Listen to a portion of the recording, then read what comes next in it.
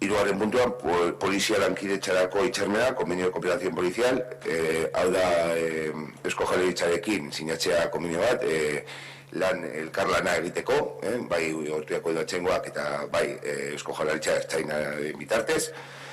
Como decía, se trata de la firma de un convenio policial entre la Policía Local de Ortuella y la Ertzaina, pues para actuaciones conjuntas. ¿Sí?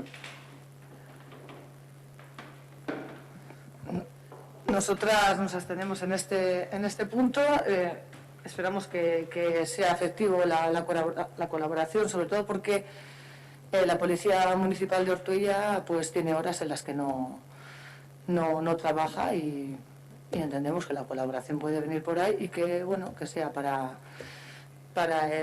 lo lógico, para el beneficio de las personas y ahí está nuestra abstención y bueno, a ver si da resultados efectivos.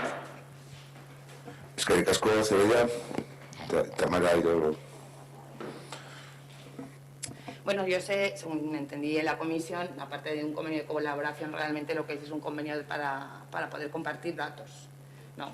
Con lo cual, pues lo vemos necesario. Es una renovación de un convenio existente y estamos a favor. Eskerrik asko, Tamara. Sí, para compartir todos los datos, fluidez de datos que haga falta, que ya se venía aplicando, ¿no? Y en nuevas operativas también tienen reuniones mensuales, lo que es de coordinación a través del Nagusi de Muskis, no me sería, a través del Nagusi de Muskis, que coordina con todas las policías y de ayuntamientos. Vale, eskerrik asko. Vale, hitzarmenaren sinaduraren alde. Abstentzioa, onartu hitzarmena betetzen da.